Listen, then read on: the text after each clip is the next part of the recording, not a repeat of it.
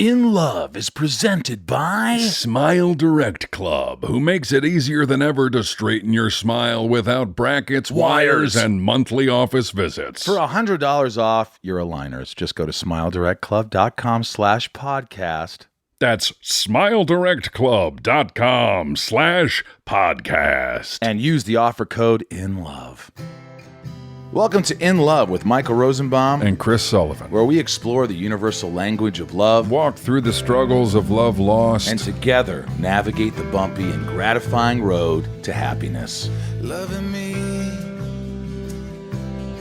loving myself, working on my state of mental health. And I never thought it would go this far. You said we'd just be friends, but I'm standing here full of emptiness. I confess, I'm a beautiful mess. Good to see you, my friend. How was your weekend? Oh, it was so good. So good. So Was it? excited.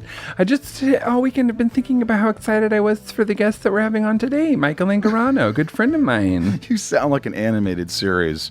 Yeah, well, he and I have worked together for a long time on a bunch of different things. Do you think people hate you right now? They've probably already clicked off. You are good friends, and he came on the show. I thought he was really interesting. Yeah, he's such a sweet guy. He's one of those guys who always puts me at ease when I come across him at like an event or some kind of press thing. So that's Like, why you wanted him. I was like, he just has a good vibe, and he has a good head on his shoulders, and has always been just a real sweet guy. Are you dealing with all the hype of I know you probably don't want to talk about it, but the Emmy nomination, the you're married, you got to hit, you got all these things going on. You're Yeah. always in demand. I mean, you get stressed, man. How do you deal with it? Constant challenges. That constantly grateful for my wife Rachel, who kind of helps remind me where to ground myself, and she's constantly reminding me that I'm not alone. She's like, that you don't have to go through this all by yourself. Like, all you have to do is ask for help. Do you ever yell at yourself like, "Get out of your head, dude! Breathe, Yeah, meditate"? Except it's all in my head. Right, it's all there, bottling up. yeah. She could see it, and she goes, "What's up?" Yeah, and she can be a fixer, which is not necessarily a good thing. And so we're working on me sharing what's going on with me without her trying to fix me. And it's a good challenge for both of us. It's exactly what we need. We found each other for a reason, because we both have things to work on. But yeah, man, things are good. Every aspect of my life could not be better right now. And that's the interesting part. Is like everything could not be better. Like everything is great. And yet anxiety and fear and resentment can creep in. And so What you just said gave me anxiety, because I'm like, well, don't have that. Working on that. That's kind of okay. Okay. Well, and here's the I know. that's the thing, is the anxiety is there. It's one no way matter or the what. other. One way or But you know the what other. I did for it this weekend? What'd you do? I went to the plant nursery. I'm not a planter or a gardener. I don't have the ability to differentiate a rhubarb from a cucumber. From a rooftop? I don't know anything about plants, but I went and talked to this guy Dave at this Armstrong nursery, and we talked for an hour, and I learned about plants, and I came back with $300 worth of plants. Yeah. And I buried them or planted them. You plant plants. I didn't bury You them. don't bury- I planted them. You didn't put them fully under the ground. I'm just trying to do things that are out of my comfort zone, and you know what? It gave me peace. Hey, how about It that? just gave me. I want things to give me peace. I'm trying to do that. So that's what we do. We're just we're just trying to add peace to our How lives. simple is that? Yeah. Putting a few plants in the ground. Why don't we we'll get into it? Why Yeah, don't we, enjoy us chit-chatting with Michael Angarano. Yeah, and thank you for listening, by the way. And the number to leave on the Oh, yeah. If you guys have any questions for old Rosie and Sully here, you can call our love hotline. 323. 207-5676 at any time. So what do you want to talk about? What do you want us to talk about? You want us to talk Anything. about your sex life or your love life or Boners. your relationship with your your mom? I said boners, and you said your mom. I know. That was the weird part, is that sentence was coming out down the pipeline anyways. And you I inserted interrupted. boners. Sorry, I didn't mean it. Anyways, the number again is 323-207-5676. You can call anytime. And leave a message in our handles. On Instagram, it's at In Love Podcast. Yeah, leave Twitter, a message, Instagram. tweet us, subscribe, and write a review for the podcast if you're liking it, man. It really helps us. And believe it or not, there's this algorithm thing where when you write reviews and you subscribe, Apple sees it, and it just helps your show get up there and get seen by. And that's how we make these podcasts for free. That's it. But you subscribe, that means advertisers want to advertise, and we can provide this stuff for free to anyone who wants to listen. Like Smile Direct. I love those guys. My teeth are getting straighter as we speak. Been wearing mine. Yeah, me too. Been wearing my aligners. Yeah, I'm enjoying it. I'm enjoying it I quite a bit. really am enjoying it. It's easy. It kind of makes my teeth. simple. I don't even wear my night guard anymore. I just wear that because that's like almost like a night guard. Yeah, they disappear when you put them on. Dude. Michael Angarano. Let's do it. I was speeding down Sunset Boulevard and listening to the soundtrack immediately. You downloaded it immediately. I downloaded it walking out of the theater in the ArcLight. Is this a lobby. Tarantino film? Yeah. You loved it that much. You saw it 3 times. 3 times. First time at ArcLight, second time at the Vista, third time at the New Beverly. Because in Los Angeles, it matters where you see the movie. It course. does. It does. Of course. There are places that show movies better. Yeah. Sound quality, acoustics. And only in this town do we care. And we can tell the Right. difference. Right. And we can tell the difference. You can. I went to see a movie in Connecticut while I was there. I was at a wellness center. Is that what you're going to ask me? In Connecticut? Yeah. Anyway. I wasn't, but That doesn't matter. it was not. the ominous title of Wellness Center. But that also, Connecticut doesn't ring wellness center to me. Well, It reads like theater workshop. yeah. You were at Williamstown? Yeah, exactly. it was wonderful, by the way. But my point is, I went to see a movie, and I sat there for about 28 minutes watching not only trailers, which are fine, Yeah. but ads for Sprite or Jack in the Box. Sure. And then Maria Menounos, who I love, getting on there and going, hey, if you like this. What the great thing about going to a LA theater is you go to the ArcLight, you reserve your seats. Yeah. I always sit in the very, very back. Best seat. Now I ruined it. Now everybody's going to sit there. No, I like that. I like that too. I do. And then what happens? You just watch trailers, and the guy comes out and goes, hi, my name's John, and the movie length is... Why are movies so long, by the way? Why are they so long? Why are movies so long now? What do you mean now? I saw Scary Stories last night. It's 2 hours. Singing Why? in the Rain was 3 hours long. Yeah, I didn't see it. Flies by. I mean, once upon a time, the first time I thought it was way too long. That's what I thought. I thought I'd like this pointless scenes in it. I was cutting in my head. I'm like, if I'm writing this, I know I have to cut this scene. Right. That's watching a movie in LA being like, I don't know why this movie's, I can easily cut like 26 minutes out of this movie, like Easy. cutting frames in my head. How old were you when you did your first film? And was that your first acting? No. It was in film? No, I might have been 6 or 7. And it was I'm Not Rappaport with Walter Matthau. Herb Gardner. Gardner wrote it and directed it. But I was really young, and it was a tiny part. I played 3-year-old cowboy. But that was... Yeah. Yeah. And my first line was bang, bang, bad guy, bad guy. Yeah. I ran into Walter Matthau in the park and ran into him, and we were rehearsing, and he was like, you can run into me. That's okay. Hit me hard. That should be the title of your memoir someday. Bang, bang, bang. Bad guy, bad guy. I know. Well, I think it was gonna be my production company. That's good. My corporation. It's just so long. Was I know. Matthau cool? Was he really supportive? He was Yes. like, you're doing it all wrong, kid. No, he was really, really sweet. Very sweet. What a legend. It's nice to hear that, isn't it? When you hear those stories that are pleasant stuff. Yeah, he wasn't cool. No, he was really cool. I mean, just that story alone. You could hit me. Don't worry about hurting me. You could hit me hard. I mean, that was it. Then you took him out. Yeah, take him You out. swept the leg. Yeah, I had been acting already in commercials and stuff, but that was my first movie. Wow. Part in a movie. Did your parents did you have one of those actor moms that were just like, they want you to get jobs so they can make money? You hear about all these, or were they just... They were the antithesis of most actor parents, of most like stage moms and dads, because they didn't care. They did not give a shit. Like my mother... Meaning they didn't care if you did it or not, or they just weren't didn't- taken by the glitz They of it weren't all. living vicariously through me. Great. They were like, this is like Little League for him. Like, he loves it. And obviously, like, it's a lot of money, and there's like, if he's enjoying it, great. But they didn't foresee a career. It was sort of like it just happened. That's a pretty enlightened stance to be able to take, especially when the money starts rolling in. Well, yeah, and it was the real big talk that we had was deciding whether or not to take a job in LA and to move to LA, and that didn't happen until From I was where like again? 12. We lived in Staten Island. Right. But my mother owned businesses. She was, owned dance studios on Staten Island and Brooklyn. So it was that was the business. And my dad was a carpenter, had his own business, which he had to fold after I started working so much. And that was also the thing that is hard to grasp, because people always ask, and rightfully so, but it's like, how did you start? How did this happen? And it really started because after my mother took a picture of me in a rhinestone tuxedo for costumes for her dance studio, the photographer was like, you should send him to a modeling agency, like send his picture. He's very photogenic. Literally, my mother did. Do you still have this photo? Oh, yeah.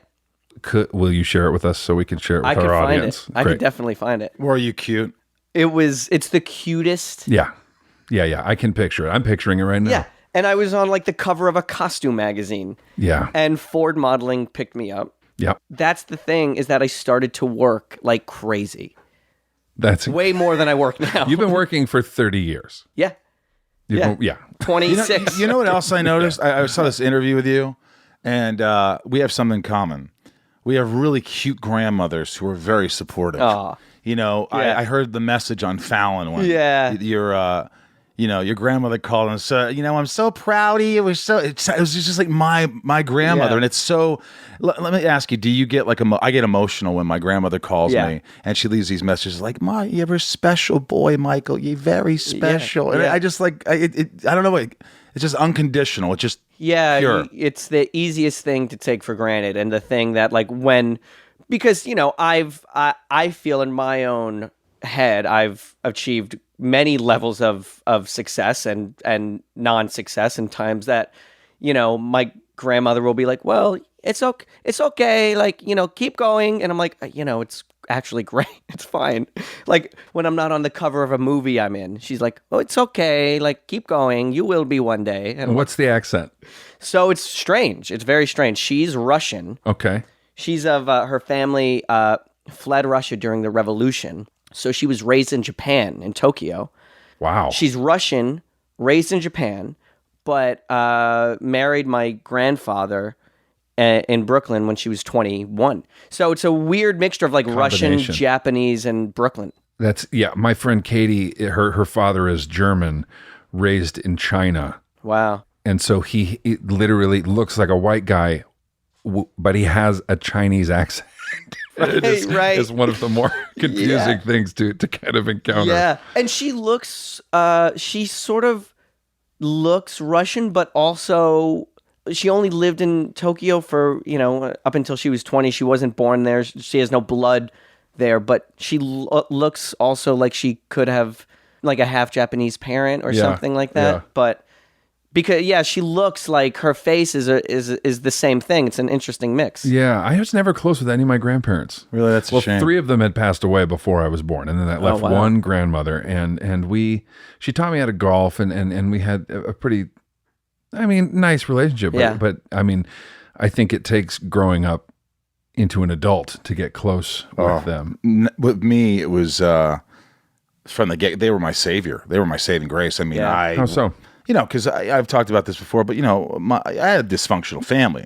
Brother ran home from away from when he was 16. It was just all over the place. And mom was pregnant when she was 16, so they were really young. And my mom's 70 now, and she's still 16. If you know what I mean.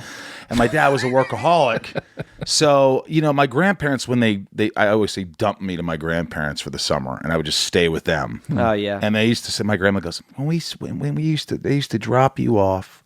You were dirty. Your hair was a mess. You had one set of clothes. We took you. We were like, who's taking care of this kid? Right. And it was answer, no one. No one. But my grandparents were. I remember even to this day just this endless energy, just unconditional love. I remember I still get the birthday checks that I never cash. I've got like 30 of them. Oh, you don't cash? I cash them immediately. Do you cash them Yeah, immediately? I know, but that's so actually really nice. That's really nice that you don't. I shouldn't. How could you do that? You make good money now. I know. I guess I always think of it. I'm like, oh, grandma's buying me dinner. Like, Wait a minute. How much are the checks you're getting now? Like $50. Oh, I get 100. That's nice. I get nothing. All of my Sorry grandparents have about passed that. away. Yeah, I really am upset by that. I'm sorry. But you're close with your parents. Yeah. Okay. Yeah. Not terribly. We're not the way some people are. We're not best friends, but yeah. Are you best friends with your parents? Yeah. You are? I'm best friends with, yeah, I really am. I didn't really realize, I always knew we were very close, but that's not dissimilar from most families in New York. Staten Island, New Jersey, like, most guys live in their parents' house till they're 35. My cousins did anyway. I mean, like... Let's talk about the social bubble, for lack of a better word, that is Staten Island. Uh-huh. It is the kind of outcast of the boroughs, For as sure. far as the cliches go. For sure. In my head, it's like 10 blocks square. Yeah, it's bigger than that. It's big. It's big. huge. Yeah, it's a big. huge island. Yeah. But I have very little experience there. I've only filmed there a couple of times. I don't know so many little spots in Staten Island. Like I only know the area I grew up in, Mm-hmm. but like I've never been to a lot of places on Staten Island. Some Right. people are like, "Oh, that great, there's a great Thai food place on Staten Island." I'm like, "What? Thai food?" And your parents still live there? No. They live here. So I think that's why, because we, the conversation when I was 12 to move to LA was the whole family moving to LA. Oh, I see. And so my parents, my two sisters, I have a younger brother who's 20. All of us are really close. And I never really realized until kind of recently. I always knew we were really close, but we're really close. You talk to them every day? Yeah, I'll talk to them 4 or 5 times a week. Yeah. My dad, Jesus. I'll talk to. My dad, I'll do like, an afternoon sort of run through of the day. Sure. Interesting. That lasts from like 15 minutes to an hour. Let me guess. When you talk to your parents, when you talk to your dad, you talk mostly about the Mets with your dad. A lot of Mets talk. A lot of fantasy baseball talk now, because now we're in a fantasy baseball league together. A lot of fantasy baseball talk. Tell me what he thinks of Diaz and Familia. Just quickly. Yeah, he thinks they're big problems, but he's positive. He's a positive Mets fan. He's like, what? He's like, we're gonna contend for first. He's that optimistic. Not for But the he's top like, three, for first. we're a top rotation in the league. He goes, Edwin Diaz got to find it at some point. Let me tell you, this guy has 20. This isn't a sports show. 21 blown saves. It's unbelievable. Now, I'd love for my father and your father to have a conversation. The cynic versus the optimist. Yeah, he's pretty optimistic with them. He's really like, he thinks we're a World Series contending team. You know what's funny is once you make the playoffs, it's anybody's game. Totally. So, I'm trying to think of like he loves Lugo. He loves Seth Lugo. he's a savior. He's a real optimistic Mets fan. Really, was he optimistic when the ball went under Murphy's legs in the World Series? Chris is like, enough with the sports. I'll let you guys talk it out. That's it. That's Yeah. it. I just want to talk to you about that for a second. We're like just brief texts here and there, just like unbelievable. We should just, in the last 3 weeks. record 30 minutes and release an extra episode just of Mets talk. I would love that, actually. I would too. I could totally do a Mets podcast. How did the family celebrate your Emmy nomination? That was sweet. Talk about getting emotional. Like I got emotional when my sister was posting and saying, I've been crying all day. Yeah. And I can't believe it. He works so hard at what he loves. I could cry right now. Like it's really sweet. You are. You're getting a little emotional. That's when I got emotional. What'd she say? She called you? Well, what was really fun is because it's not that nobody cares. It's just that my family's not checking for Emmy nomination Sure. day. Sure. Nobody knows. And it was early enough in the morning that nobody found out yet. So I was able to call and say, I got nominated for an Emmy. Then what'd she say? My mother was like, "Oh my God." like collapsed on the phone, literally like as if somebody had died or one of us had a baby on the way, or like that level of like, oh my God. Did you cry? No, I didn't cry, but it was when my older sister was posting, just like been crying and she's 8 months pregnant, so she's very hormonal, But the nomination, it's more than just an award for the family. It means something different. It's a, I don't know. It's something tangible. It seems, to validate the sacrifices that everyone has made. Exactly what it is from the beginning of this, whatever this journey has been for you. It's exactly what it's been, and it's really funny because my grandmother went on Facebook. My mother's posting like any variety thing, anything. She's posting everything, and people are like, "Congratulations, My mom's Doreen. Congratulations, that's incredible. We're so happy for you guys. So happy for Michael. He works all this stuff." And my grandmother went on Facebook and thanked everybody from the family. She's like, "We love Michael. Thank you so much, everybody, for reaching out." Aww. But I mean, that also makes it so much more enjoyable to think that everybody has some stake in it. Right. And takes partial responsibility. Totally. A little too much at times. Sometimes. Oh my God. Yeah, my mother does that. She'll go, "Well, you know where your success comes from." Oh, yeah. I'm like, I don't know, a few of the teachers that actually hard work, believed in me, extremely hard work, getting over tremendous anxiety. Me. Yeah. I'm like, and you know what? As I have to admit, there probably is. There's probably it was such a crazy. Like, it met her. I mean, you'd say, okay, now if you know me, you'd look at me and go, yeah. I mean, you probably get some of that. And people were like, "So you should be happy with it." I'm like, "Well, I would have liked to have been more normal." Yeah, but normal. What's normal? Normal doesn't make good character actors. I thought you said normal doesn't make money. There's doctors that make money. I'm just saying, like, we've talked about this. There's the good and the bad. It is both false that your success comes from her, and it is both true. Sure. I mean, Totally. it's you're not who you are without your trauma or your anxiety or the things that you have to overcome. So it's interesting, but it's interesting how a moment like this will bolster people in different ways. Yeah, it's true.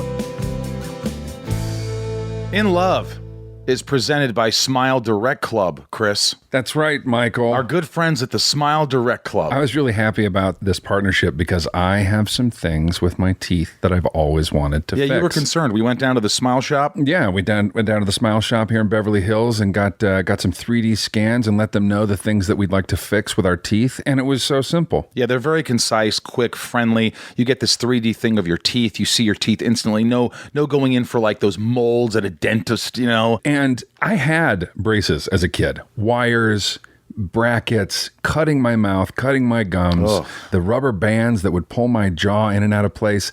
And I didn't wear them long enough. And I kept growing. And so my teeth didn't stay straight. And so now I have Smile Direct Club, and they are going to redeliver the smile that I've always wanted. Get started without leaving the comfort of your home. Find out if you're a candidate by taking the free 30-second smile assessment on their website. And as one of our listeners, you'll get $100 off your aligners. Just go to smiledirectclub.com/podcast and use the offer code INLOVE. SmileDirectClub.com/podcast. Offer code INLOVE.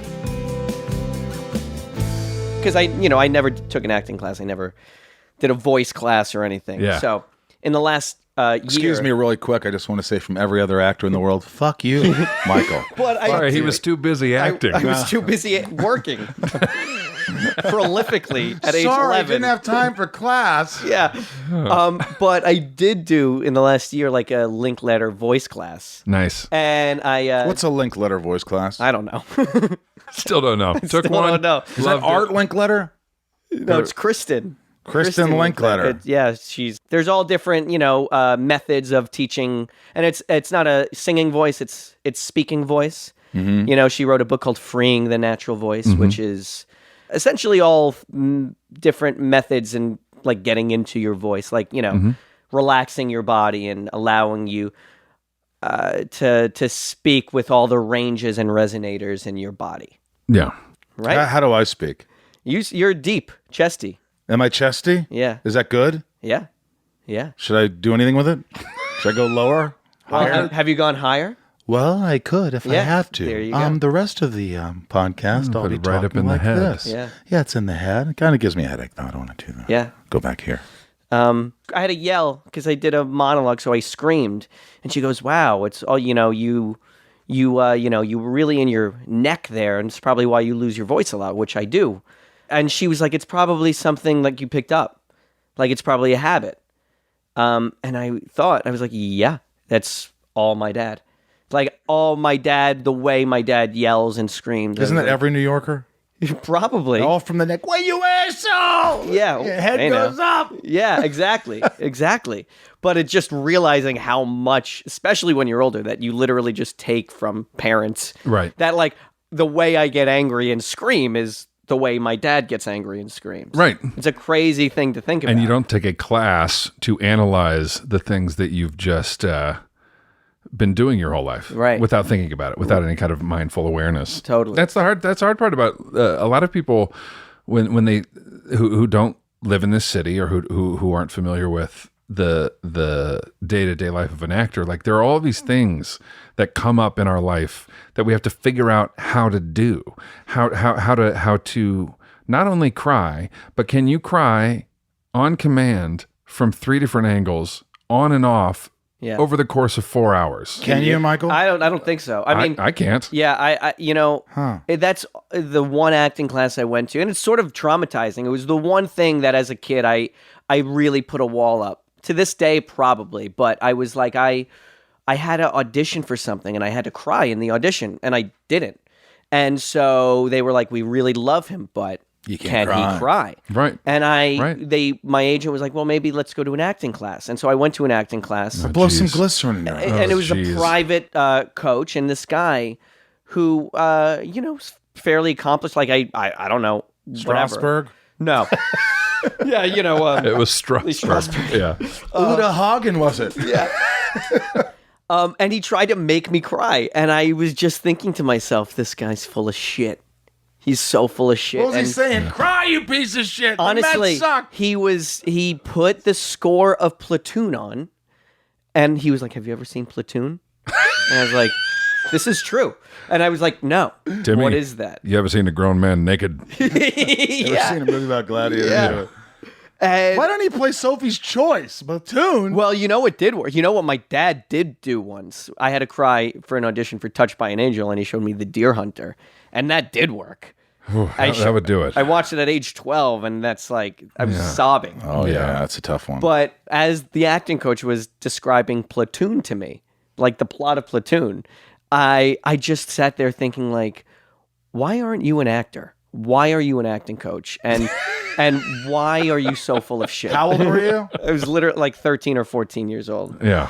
And so, like, from that point on, crying was always this, like, Right. pony trick to Right. me. Right. I was like, I'll do it, but hire me first. But you can cry, though. Sure. You can do it. Sure. I mean, I don't have a trick to do it. Have you ever blown in your eyes before? Yeah. It works. It works. When I saw Christopher Plummer ask for an eye blower, I was like, yeah, I'll do it. Give me the eye blower. Because people like there was a scene in This Is Us last year where I had to cry, and it wasn't there that day. Sure. I didn't feel it that day. Not only that, we had a B crew. They were shooting 2 units, and so all of the people who I'm used to being around were gone. Yeah. And the camera guys were new, the sound guys were new. Everyone was Who's new. this guy crying? And I was like, stick whatever you need to stick in my eyes Right. to make it look like I'm you crying. know what? Here's the problem. No. So I've done that before.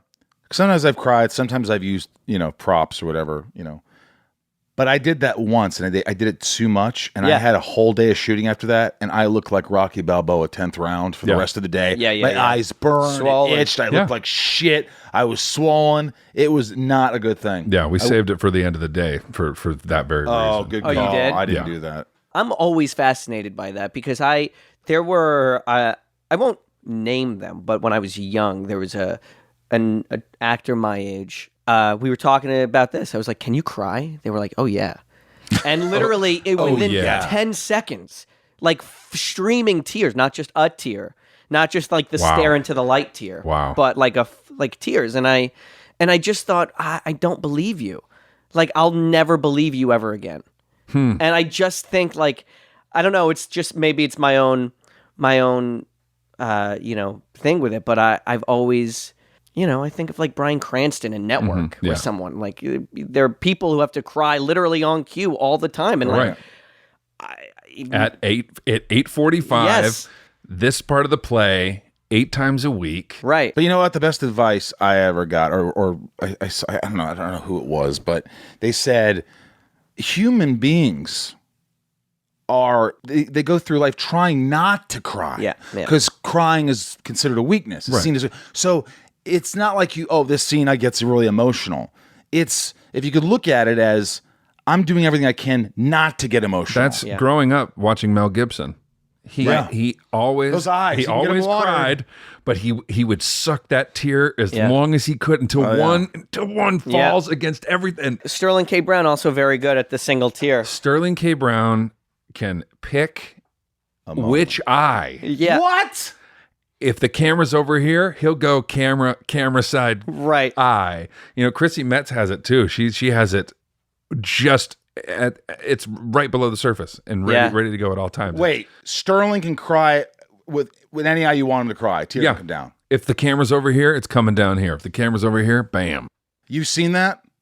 I mean, I could watch the show and see, like, this guy is so camera friendly. It's incredible. You got there in your Vietnam stuff. You got there a couple of times. You did a lot of work for this role on This Is Us. Yeah, You lost a lot of weight. Well, that was a Ken Olin week before we started filming. He asked me if I could look gaunt, and I was like, no, not in a week. Like, why didn't you call me like 2 months ago? Yeah.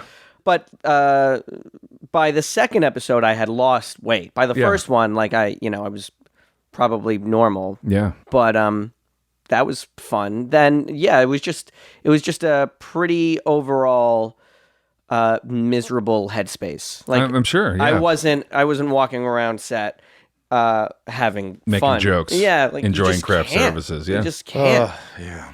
Yeah, I definitely wasn't enjoying craft service. Well, your work on the show is incredible, obviously. Hey, let me ask you. nice. Let me ask you this, Michael. It's easy to forget. This sounds like a silly question, but the show's in love, right? And we talk about what we're grateful for, what we're loved with. And is it how easy? Because I've experienced this, where you can forget, or you don't. It's not on purpose, but like being grateful, being present, being mindful, doing all these things. When you start to get a little more, celebrity status, or you get more work, or everybody, the publicists want you, you're nominated for an Emmy, you're doing all this work. But this goes for you too, Chris. What do you guys do? Because we just talked about this a little while ago in there, and you're like, oh, I haven't been meditating. I probably should do that. I'm like, yeah.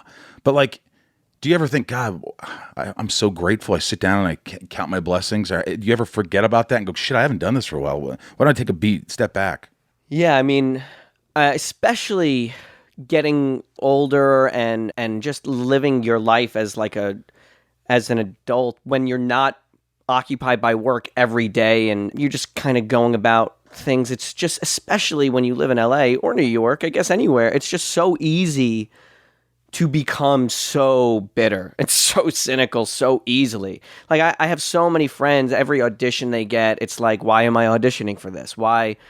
It's so easy to become so, like, your ego gets so, on the way here, I was thinking, like, somebody wants me to audition for something, and I'm like, I just got nominated for a fucking Emmy. Like, when does it stop? I thought you were going to say, why am I doing this fucking podcast? I really was. No. I'm like, why am I doing this? Because he was nominated too.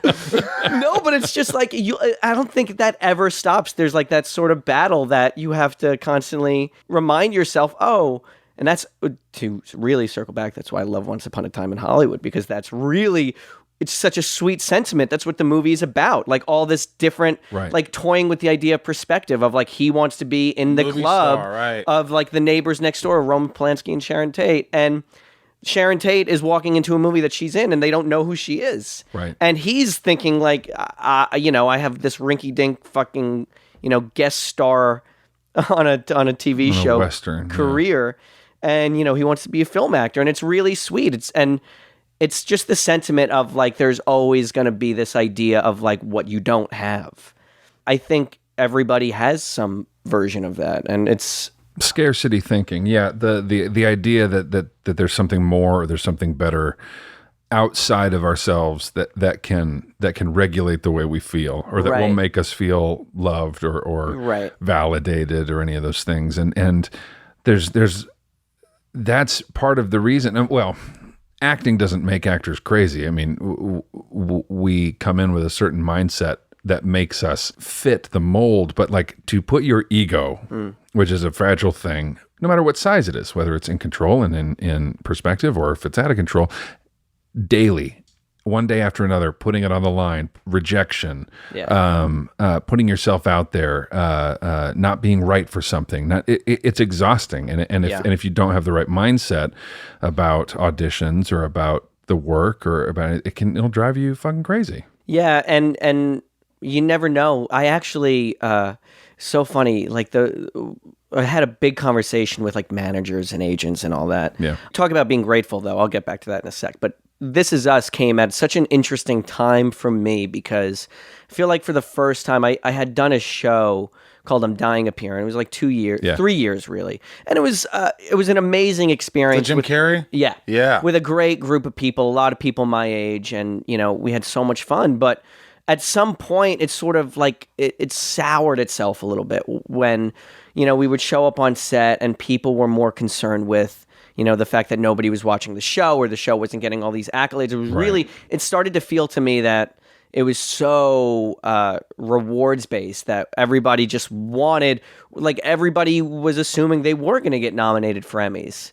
Mm-hmm. And it was just the fact that everybody was my age. I had a hard time sort of like setting my own boundaries in a way and being like, I'm not that. Like, I don't need this show to be something for me. Like, there's just the fact that I'm working in LA on great stuff is great. It's like living the life. Right. So to go to work every day and be surrounded by that, it just took a lot out of me. And I didn't realize it until it was done. And I was like, I feel so depressed. I feel like that job like sucked something out of me. Was it not fun? It was fun, but there were moments of it that weren't. And that, every job doesn't have to be fun, but I think it does. But I think you have to have an element of play, right? Well, but there's a difference because I don't think that you could describe This Is Us as fun. Exactly. Like you looked I don't. pretty fun. Right. Looks You really looked pretty painful. miserable, and, Right. and the content was pretty miserable. Yeah. and so to work that way, how do you reconcile that? I truly think that, so I took that summer off and I kind of traveled around and I like audited an acting class for the first time just because I was like, I think I need to reconnect to something because I feel like I've been on autopilot a little bit. I feel a little like devoid of something. Right. And literally this job came along and it was a great part, obviously, but I felt both empty and also like this will allow me to express something that I haven't been able to express, or like something that I don't know really what's happening in me. I don't know why I feel this certain way. Yeah. I sort of know what you're saying in a way. My interpretation is I just had a recent visit with emotion where I just feel like when In I'm Connecticut. Yeah. Well, when you're here and, I have great friends and I have all this, but it's almost like you're going through the motions. You're doing the same thing every day and everything becomes stagnant. And then you feel purposeless and you feel like, what am I doing? I'm grateful. Yeah, of course. I'm so lucky. But there's something inside of me that's just dead. Yeah. And then when you can tap into some sort of emotion, for me, once I let go, I felt like a human being. Yeah. So what you're saying in a sense is like this emotion that came out on the show was probably something you needed. It was, I couldn't have imagined a better experience and a better group to be surrounded by.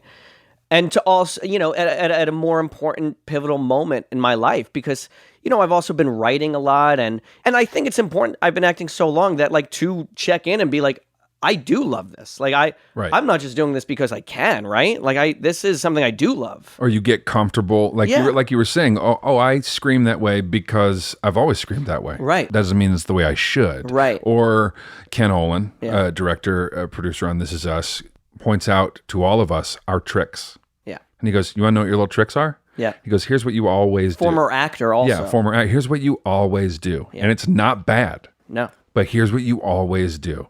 And he'll point out, like, you know, you use the word all right a lot and you inject it when you're trying to like make transitions. And he's like, just say the words. Yeah. You don't need those I things. had that where it wasn't even from an actor. It was from my friend who was actually an assistant of mine, and then went off and got married and all this stuff. And he's like, "You always do that when you're dramatic.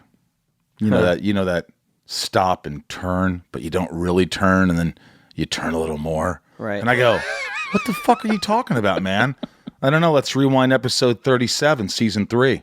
Boom, right there. You see that? You knew you were going to do that." Well, it's And I'm like, fuck you. Yeah. You're kind of right. But that's the type of thing you were saying about taking that acting class and being like, let's open the hood here and Right. see what I can shift or where I can change or where I can grow or what I can do. Yeah. And it's not just, that's how it is with actors, but like, that's the way it should be in life. Like frequently, I'm just like, I will drive a different way home just to get lost. Now you're talking. Because I'm so comfortable in like, there are times when I drive home from work and I'll get home and not remember the drive. Yeah. That's not okay. Like, that's Right. not okay to be so comfortable in all the turns and twists that I can drive a car with no awareness. Right. And that's obviously just a pedestrian metaphor for changing the way that you portray emotion or the way that you interact with people on shows or things like that. But it's important, and to after all of this time to take an acting class is like, Yeah, I commend you for that. That's Well, not to easy. also it was also it is connected to the crying thing too. It's like just connecting what you're actually feeling, and also being able to be aware of what you're actually feeling. That's important. I feel like I'm very good, and part of what that show pointed out to me, the dynamic of I'm Dying Up Here, was like, I'm a real people-pleasing person. My role in the group of the cast was like, I've been acting for so long. I'm sort of like the mediator of the group. I'm everybody's friend. I'm not arguing with anyone. I'm not really setting anybody straight. I'm sort of just like letting them vent to me. yeah. And so like I know exactly what everybody's going through, but at the same time, I'm like, well, what the fuck do I think? But no one's ever asked you. You're Yeah. right. Or maybe they did, and maybe I just said, fine. And so it's just this interesting thing of like connecting it to something and being like, maybe next time I don't have to do that. Do you love acting? Do you really love it? It's one of the things I'm so sure of in my life. As sure as like I love my family, I love acting. Chris? I absolutely love acting. It gives me things spiritually, emotionally, physically that nothing else gives me. It gives me an insight into myself. It gives me an insight into other people. It literally acts like Adderall for me. Like most people have anxiety getting on stage. I have anxiety off stage. And as soon as I walk on stage, everything is fine. Right. Like the heart rate lowers. Interesting. I'm like, working on that. The focus I'm working comes on in. Yeah. I feel comfortable performing. You know, I'm trying to figure that out. I'm really. You're asking me? Yeah. I'm being honest here. I don't know the answer to that. I think if I'm going to be really honest, I've been learning a lot about myself. It's taken a long time, but I feel like I did it because it was a coping mechanism and I was hiding. And all of a sudden somebody said, "You're really funny. You're really good in that." And that was when my self-esteem for the first time went high and my approval went up. I had approval. And all I did was try to get that back over and over and over and over throughout the years. And then all of a sudden I'm realizing it's difficult because it's convoluted, because when you're good at something, I feel like I'm good at it. Yeah. I feel like I am. I think I'm really good. But I also feel like I read somewhere where self-worth and approval are very similar in that they both can taste like cotton candy, right? When you have that self-worth and you just love yourself and you know how good you are, and but when the approval feels the same, Right. but it's the unhealthy version. It could be okay in doses, but if that's what you strive for, and as a little boy, I was like, oh, they laughed at me. Okay, that's good. I'll just keep making them laugh. I'll keep making them whatever. And so at this stage of my life, I've done so many different things. And I like a lot of them. And look, I've had fun with acting. I've done a lot of stuff that I go, oh my God, I had so much fun. I just don't know. And this is honest. I wish I could say yes or no definitively, but I don't know. I don't know if I love it. I don't know. It's to me, 14 hours on a set is not fun. Do I want a 9-to-5 job? No. Do I want to be digging ditches? No. Am I lucky to have this? Yeah. But do I want to be on set 14 hours a day for 75 hours in the week, doing the same fucking things over and over and over? I've done them. I just don't know if I love that anymore. Yeah. I mean, would I do a movie again? Sure. Would I consider stuff? I think as much as you can be called to something, you can just as easily be called away from it. Yeah. So if you're not constantly checking in with yourself and being honest with yourself, I'm like, well, okay, do I still like why did I like doing that? Right. Did it serve me at the time and now I'm someone different? Because we are constantly changing. So even something like taking an acting class, taking a voice class and checking in and being like, well, do I like it when it's like this? Yeah. Or do I just like acting when I'm on a hit TV show and it's a good show and people like it and people watch it? Is that when I like acting? Or do I like acting when it's a student film and no one's going to see it? See, that's really important because I was actually thinking of all those things you were saying. I'll be honest with you. Doing something that you're really proud of or you like, I don't care if it's a success. If you really like it, then that's something that's fulfilling. Yeah. But when you're doing something where you're like, I'm the best part in this piece of shit again. What's or been I'm good in something that's okay, or I'm busting my ass and agonizing to be as great as I can be, and it's just I don't know. It may sound whatever, but it's the truth. I just don't know. I mean that's not fun. Imagine doing any job 9 to 5, and you're busting your ass, and the company's not giving you a raise, or you're not being appreciated, or you're not enjoying it. It would be terrible. Terrible. That would So be it doesn't terrible. matter what you're doing. Yeah. What form of acting so far or experience, job, whatever it's been, has been the most like fulfilling for you? Like as far as like all cylinders, it's fun, Yeah. it's enjoyable, whatever those things are for Yeah. you. Like, there must be something that sticks out in your mind that ticked all those boxes. Well, 2 movies I did when I was a kid. When I was a teenager, this movie, Dear Wendy, was directed by Thomas Vinterberg, written by Lars von Trier, and it was like 3 months in Europe, Copenhagen and Germany. And, it was truly intense. We had 2 weeks of rehearsal, and it was so psychological, and it was so like, and I was 15, I didn't really know what he was asking of me, and it was really challenging, and it was the first time I understood that acting could do that, and that like that's at least a standard that I want to set in myself, like, oh yeah, you could actually you could go as deep as you want to go, and you could like ask of yourself things that you don't really think to ask. Right.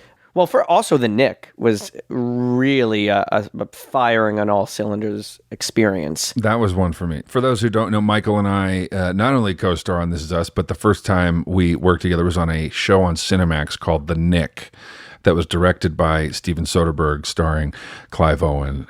I mean, as far as you got a lot of like good reviews and people, Sure. I mean, that's the thing. It was a very Highly acclaimed. well-loved show by the people in our industry. Yeah. so which has worked out great for me because every job I've had since has come from that show. Right. But go on as far as your experience goes. Well, it was just a great job. We were in New York. I was able to live in New York as like a 26-year-old, which for me felt like home. It is home.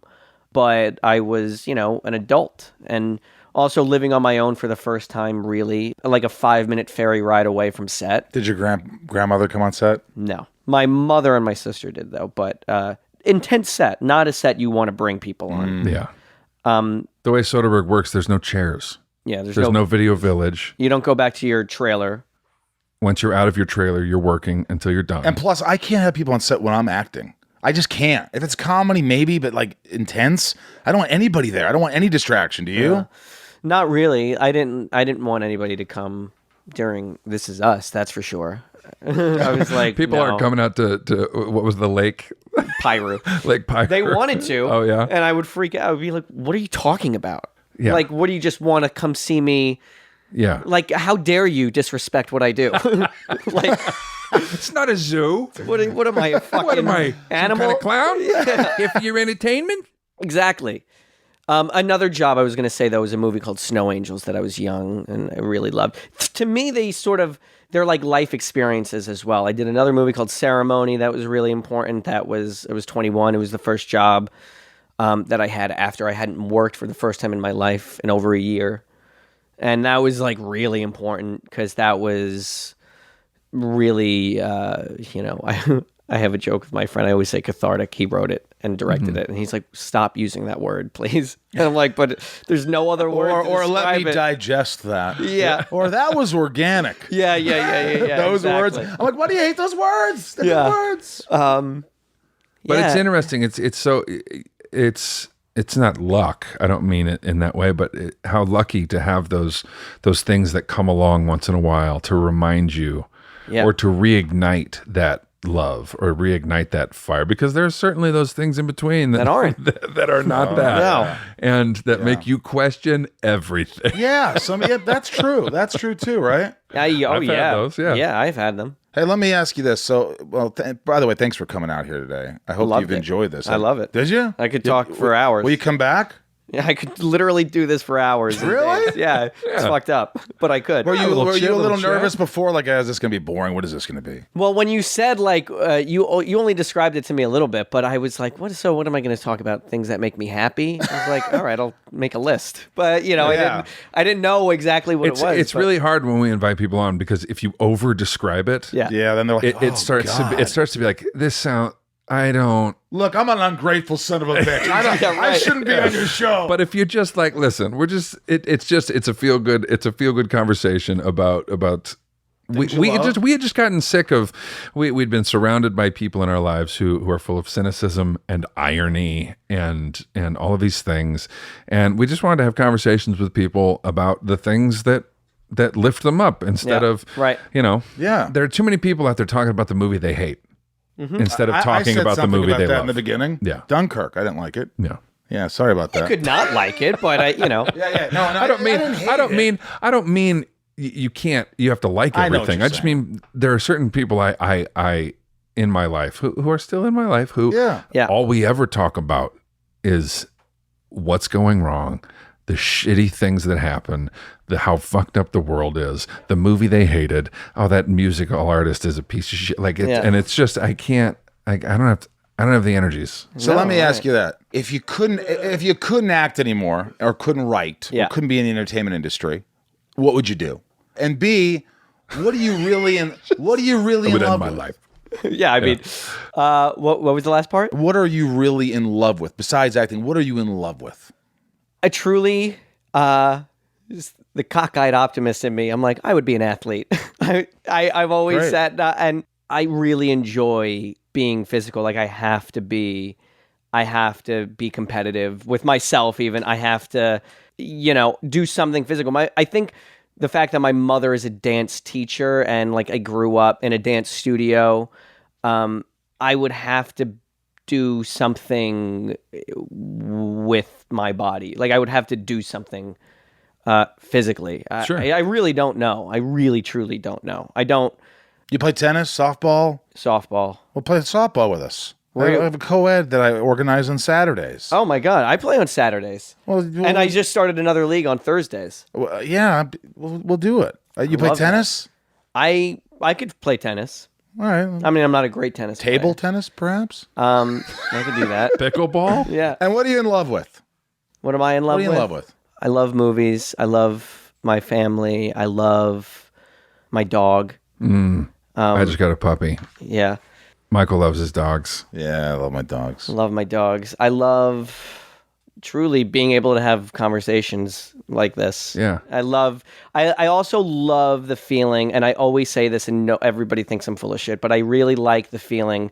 There was a scene in This Is Us that that was Ken Olin was like, his direction to me was, I'm disconnected with my energy. I'm like, that's not helpful, Ken. Like, that's not helpful. Yeah. But I like the feeling of feeling lost. I like the feeling of like being in the middle of learning something on guitar or like learning something that you don't have yet. That's why box, or I'll like do something Taking the different way home. like doing something that you're like, I don't exactly, I don't know how to do this yet, and I'm sort of figuring it out. But I love that figuring it out. Oh, that's good. I like that too. You know what I'm saying? You just clarified a lot for me. Yeah. Really? Yeah, that In was fact, really we're going to good. listen to this again when you leave. Yeah. I'll play it back. Well, thanks so much for coming Thanks for out. coming, man. buddy. I really enjoyed it. And good We'll luck with definitely do it the. By this point, will the nominations? I guess will the. Well, We'll figure it out. It doesn't come out. Emmys aren't talked. What do you over. think? Do you really? I mean, how do you feel about winning? about Do you want to winning? win? Do I want to win? Yeah. who doesn't wanna win? Of course, I would love to win. Was it the first thing you thought of, or is it No. now like sitting on it now? You're like, No. yeah, I want to win. Could I No, win? Do you of do course. that, Chris? Do you do? Could I win? Of course I do. I was Could like, I, well, could I actually do it? listen, I'm not going to be the asshole who doesn't write a speech. I want to show respect for the people in my life who have sacrificed the countless things that they have sacrificed, and the people who voted, and the people who write the show and direct the show and create the show, and who allowed me to be in it and say the words. And so, yeah, I want to fucking win an Emmy. Yeah. Will I be crushed if I don't? Absolutely not. Seriously? Seriously. How many guests do you get to bring to the Emmys? We get to bring one, and then that's probably Probably going to be your wife. yeah. But so- my parents are coming down, and I'm going to take them too. Okay, so if your mom can't go or something, who else would you bring? Then I probably Anyway, just Michael, go. this has been a real treat. treat. Thanks for being in the podcast. And what else? What's your Instagram, your Twitter handles, all that? Michael Angarano. It's just my name. Michael Angarano. Yeah. Oh no. Uh-oh. Angarano. I say it really Staten Island, Angarano. Angarano. But Angarano is also right. And Angarano. probably the true Italian way. True Italian way. Angarano. Angarano. Or is it Angarano? I don't know. I actually don't know. But I say Angarano. Angarano. Angarano. All right, Thanks man. so much for coming, man. Thanks, guys. We're a beautiful man. Yeah, yes, we're a beautiful man. Once again, thank you to our sponsor, Smile Direct Club, who makes it easier to straighten that grill, folks. For $100 off your aligners, just go to SmileDirectClub.com/podcast. Offer code in love.